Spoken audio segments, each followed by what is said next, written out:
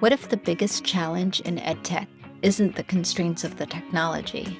It's who gets to design it.